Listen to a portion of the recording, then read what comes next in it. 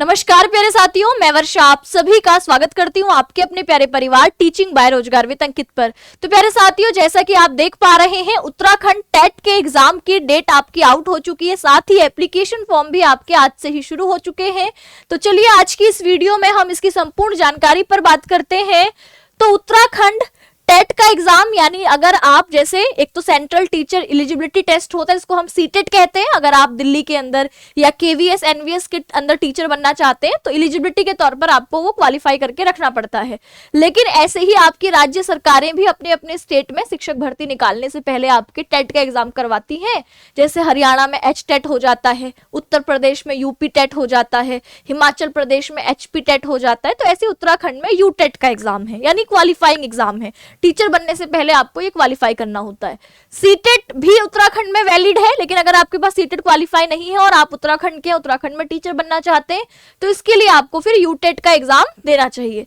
तो आपके यूटेट के फॉर्म भरने की जो तिथि है, शुरुआत 10 जुलाई से हो चुकी है। इसकी लास्ट तिथि आवेदन की 5 अगस्त है।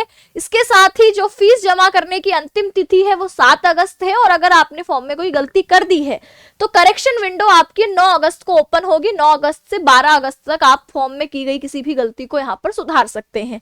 परीक्षा की तिथि भी इन्होंने पहले ही बता दी है कि 27 सितंबर को आपकी यह परीक्षा आयोजित की जाएगी। अब हम बात करते हैं कि जो आपका यूटेट होता है ये 2 लेवल पर होता है, यानी लेवल फर्स्ट और level second. Level first way साथी देते हैं जो कक्षा 1 से लेकर 5 यानी प्राइमरी के अध्यापक बनना चाहते हैं। वहीं यूटेट सेकंड लेवल का वे साथी देते हैं जो कि आपके 6 to 8 यानी अपर प्राइमरी के टीचर बनना चाहते हैं। अच्छा, इसका एलिजिबिलिटी क्या है? कौन ऐसे साथी हैं जो यूटेट फर्स्ट लेवल का दे सकते हैं? तो इसके लिए एलिजिबिलिटी क्राइटेरिया है कि अगर आपने इंटरमीडिएट और उसके साथ 2 वर्ष का डीएलएड कर रखा है या बीटीसी कर रखा है जो कि एनसीटीई से मान्य है, तो आप यूटेट फर्स्ट लेवल का एग्जाम दे सकते हैं। साथ ही या फिर आपने इंटरमीडिएट या 4 वर्षीय बीएलएड कर रखा है तब भी आप ये दे सकते हैं, या आपने इंटरमीडिएट के साथ स्पेशल एजुकेशन में डिप्लोमा कर रखा है जो कि आरसीआई से मान्यता प्राप्त होना चाहिए, या फिर आपने ग्रेजुएशन के साथ डीएलएड या बीटीसी करी है तब भी आप यहाँ पर यूटेट लेवल फर्स्ट के लिए एलिजिबल होते हैं, या इग्नू से 2 वर्षीय डीएलएड कर रखा है। अब इग्नू से यानी ओपन यूनिवर्सिटी है ये तो ये आपके वही लोग करते हैं जो पहले से क्या हो, सरकारी शिक्षक पहले से हो। तो उन्होंने ऐसे में आपके इग्नू से अगर डीएलएड कर रखा है 2 वर्ष वाला तो वे भी यूटेट फर्स्ट को दे सकते हैं। वहीं सेकंड लेवल का एग्जाम देने के लिए एलिजिबिलिटी क्राइटेरिया देखिए तो ये 6 to 8 के लिए है। इसमें आपने ग्रेजुएशन कर रखा हो, इसके साथ 2 वर्षीय बीटीसी कर रखा हो।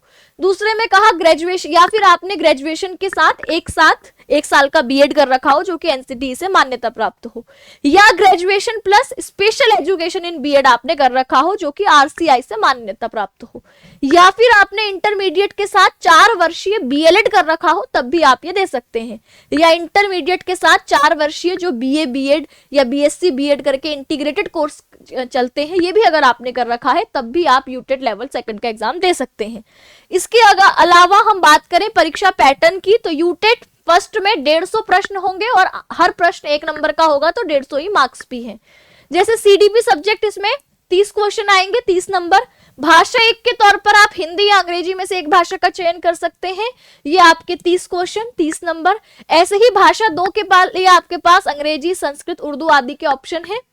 ध्यान रखना है कि भाषा 2 हमारी भाषा 1 से अलग होनी चाहिए, है ना। इसमें भी वही 30 क्वेश्चन और 30 नंबर आपके। गणित में भी 30 क्वेश्चन 30 नंबर। पर्यावरण अध्ययन इसमें 5 सब्जेक्ट हो गए तो कुल मिला के 150 नंबर का ये लेवल 1 का पेपर होता है। लेवल 2 में क्या पूछा जाएगा तो इसमें भी सीडीपी 30 नंबर का, भाषा 1 30 नंबर की, भाषा 2 30 नंबर का। अब इसके बाद ये 3 के बाद इसमें 60 क्वेश्चन होते हैं। अगर आप आर्ट साइड से हैं तो आप सामाजिक विज्ञान ऑप्ट करते हैं जिसके 60 क्वेश्चन आपसे पूछे जाएंगे। अब वहीं आप साइंस वाले हैं तो फिर आप ऑप्ट करते हैं यहाँ पर गणित और विज्ञान को, यानी मैथ्स और साइंस को, और मैथ्स और साइंस के 60 क्वेश्चन यहाँ पर आपसे पूछे जाते हैं। तो इस मिला करके आपके 90 + 60 150 नंबर का लेवल 2 का भी पेपर होता है। कितने में क्वालिफाई होगा तो अगर आप जनरल कैटेगरी से आ रहे हैं तो 60% आप ले आते हैं तो आपका क्वालिफाई हो जाएगा। इन 150 में से 90 मार्क्स लाने पे आप क्वालिफाई कर लेंगे। वहीं आप ओबीसी या एक्स सर्विसमैन है तो आप 50% अंक यानी आधे अंक ले आते हैं तब भी आप क्वालिफाई माने जाएंगे। अगर आप एससी एसटी या दिव्यांग कैटेगरी में आते हैं तो केवल 40% लाने पर ही आपका एग्जाम क्वालिफाई हो जाएगा। इसके साथ ही आवेदन शुल्क की बात करें तो सामान्य या ओबीसी के लिए अगर आप केवल लेवल 1 या लेवल 2 का ही एग्जाम देते हैं तो आपका 600 रुपए चार्ज है। अगर दोनों ही लेवल का एग्जाम देते हैं तो यही आवेदन आपका 1000 का होगा। और वहीं आप SC ST या PWD कैटेगरी से आते हैं तो ये इसका ठीक आधा यानी 300 रुपए, और यहाँ भी अगर दोनों लेवल का आप देते हैं तो फिर इसका भी ठीक आधा यानी 500 रुपए आपको पड़ता है। ठीक है, तो और कुछ महत्वपूर्ण बिंदुओं पर बात करें तो यहाँ पर एक ही आवेदन फॉर्म से आप दोनों ही लेवल 1 और लेवल 2 दोनों दे सकते हैं।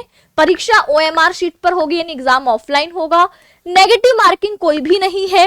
इसके अलावा परीक्षा राज्य के 29 शहरों में आयोजित होगी। इसका एक बार आप क्वालिफाई कर लेते हैं तो आपका जो सर्टिफिकेट होगा, प्रमाण पत्र होगा, वो लाइफ टाइम वैलिड होगा। और संशोधन विंडो यानी करेक्शन विंडो ओपन होगी तो उसमें सुधार आपके तभी संभव होगा जब करेक्शन विंडो ओपन की जाएगी।